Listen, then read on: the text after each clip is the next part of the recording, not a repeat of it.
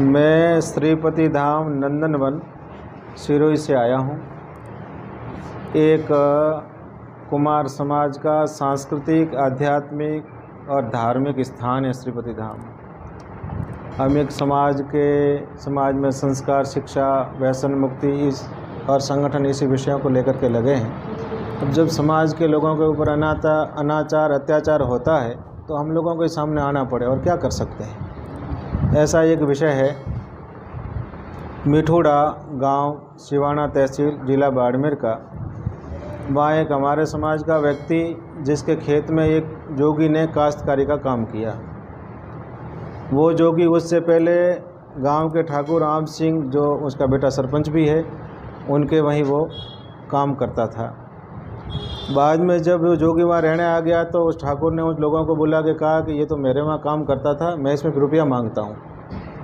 तो जिसके खेत में काश्तकारी करने आया उसने कहा कि रुपया मांगते हो तो हम इसको रुपया नहीं देंगे, आपको ही रुपया देंगे, इसको देंगे नहीं। जब आप कहोगे तब आपको ही देंगे। बात पूरी हो गई। उसके बाद में जोगी कोई बदमाशी करने लगा, खेती सही नहीं करता होगा, तो उन्होंने कहा भाई आपको हमको रखना नहीं है, हम दूसरा रखेंगे।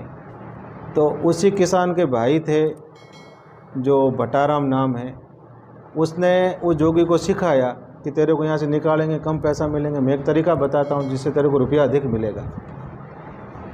अब उसने सिखा के कहा कि तेरे छप्पर बना के खेत में रहता होगा, छप्पर में डिब्बे में गुड़ रखा होगा, बोले गुड़ के ऊपर ये जहर छिड़क के तो जा जो अनार पे दवाई छिड़कते हैं, और उस काश्तकार को जाके कहे कि तूने हमको मारने के लिए जहर छिड़क दिया है।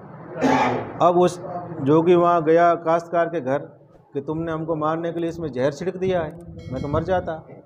तो वो गुड़ को उनके घर पे टांग के चला गया। फिर वो गया जाके उसी ठाकुर के पास में। उनका तो पूरा प्री प्लान गेम है, वो खुद तो आगे थोड़े आएंगे, दूसरे लोगों को आगे करते हैं। अब उनको बुलाया गया, उनके शिप सलाहकार 8-10 होते हैं, वो आ गए। आके वो खुद जाके सो गए और तुम पंचायती कर लो। उन्होंने पंचायती कर ली, बैठ के पंचायती करके 11 लाख रुपया उसके ऊपर दंड कर दिया, किसान के ऊपर। अब बताओ, लोकतंत्र का युग है, कानून है अपनी जगह। मान लो कोई ऐसी चीज़ है तो कानून करे, पुलिस में जाए, नहीं तो पुलिस क्यों है, कोर्ट क्यों है, ये सब खत्म करो ना फिर सब चीज़ें। तो वो गया और 11 लाख रुपया का दंड कर दिया। उसमें उस व्यक्ति ने कहा कि मेरी सामर्थ्य 11 लाख रुपया दंड भरने की नहीं है, मेरी तो ज़मीन बेच दूंगा तो भी 11 लाख रुपया नहीं आएगा, मैं दंड भरूंगा कहाँ से। तो दंड नहीं भरोगे तो एक आदमी बीच में, उनका बिचौलिया भी होता है, वो बोलेगा ये नहीं देंगे तो हम दे देंगे। अब उनके कोई भाइयों में है तो वो नहीं देंगे तो भाइयों को तो पैसा देना ही पड़ेगा। अब ऐसा करते हुए वो स्थिति 2 महीना पहले की बात है, वो वहीं रुक गया। 2 महीना पूरा हुआ, वापस उसने कहा कि भाई मेरा पैसा लाओ, मैंने तो जोगन को जबान दी है, मैं जोगी को पैसा दूंगा। अब फिर हमको पता लगा कि महाराज जी वो आए हमारे वहाँ कि महाराज जी आप आओ न हमको बचाओ, कोई न कोई हमारा रास्ता निकालो। हम लोग गए वहाँ पर, समाज के लोगों को बुलाया, 400, 500, 700 लोग हम इकट्ठे हुए, प्रबुद्ध जन इकट्ठे हुए, गांव में इकट्ठे हुए। उनको बुलाया, ठाकुर साहब को बुलाया, और वो कहते हैं कि नहीं महाराज जी मैं तो मंदिर में चला जाऊं, मैंने कोई अपराध नहीं किया है, ये नहीं तो घुसे, मैंने कुछ नहीं किया है, मैं तो एकदम निर्दोष हूँ, ऐसा हूँ वैसा हूँ, ऐसा करके निकल गए। और हमने कहा कोई दंड नहीं भरा जाएगा, उसके लिए कानून है, कानून अपना काम करेगा। तो दंड भरने की बात तो वहीं से ख़त्म हो गई, पर उनके अंदर तो वो है, कहाँ से वो ख़त्म होगा। तो उन्होंने क्या किया, उसी जोगी को बुलवा के और उसी लोगों को साथ में ले करके और उस जो मुख्य काश्तकार है उसके ऊपर तो बलात्कार का केस किया है, और जो उनके बच्चा है, उनका भतीजा है, उनके ऊपर एट्रोसिटी का केस लगाया है, जो एकदम सरासर गलत है।